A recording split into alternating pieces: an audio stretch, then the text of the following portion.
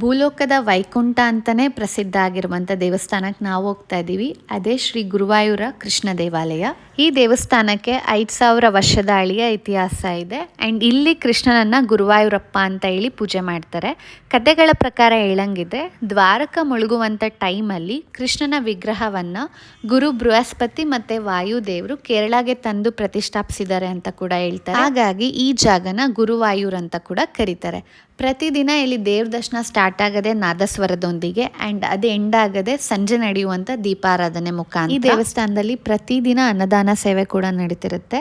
ಗುರುವಾಯೂರಪ್ಪನ ವಿಶೇಷತೆ ಏನಂತಂದರೆ, ಇಲ್ಲಿ ನಾವು ಕಾಣುವಂಥ ಮೂರ್ತಿ ಬಾಲಕೃಷ್ಣನ ರೂಪದಲ್ಲಿರುತ್ತೆ. ಕೈಯಲ್ಲಿ ಶಂಖ, ಚಕ್ರ, ಗದ ಮತ್ತು ಪದ್ಮ ಹಿಡಿದಿರುವಂಥ ನವನೀತ ಕೃಷ್ಣ ರೂಪದಲ್ಲಿ ಕೂಡ ಇರುತ್ತೆ. ಆ್ಯಂಡ್ ಈ ದೇವಸ್ಥಾನದಲ್ಲಿ ಆನೆಗಳು ಕೂಡ ಸೂಪರ್ ಫೇಮಸ್. ಯಾಕೆಂದರೆ ಪ್ರತಿದಿನ ರಾತ್ರಿ ಆನೆಗಳ ಮೇಲೆ ಉತ್ಸವ ಮೂರ್ತಿದು ಸವಾರಿ ಇರುತ್ತೆ. ಹಾಗಾಗಿ ಪ್ರತಿ ವರ್ಷ ಲಕ್ಷಾಂತರ ಜನಗಳು ಬಂದು ಇಲ್ಲಿ ಶ್ರೀ ಕೃಷ್ಣನ ದರ್ಶನ ಮಾಡ್ಕೊಂಡು ಹೋಗ್ತಾರೆ. ಆ್ಯಂಡ್ ನಾನು ಕೂಡ ಫಸ್ಟ್ ಟೈಮ್ ವಿಸಿಟ್ ಮಾಡಿದ್ದು.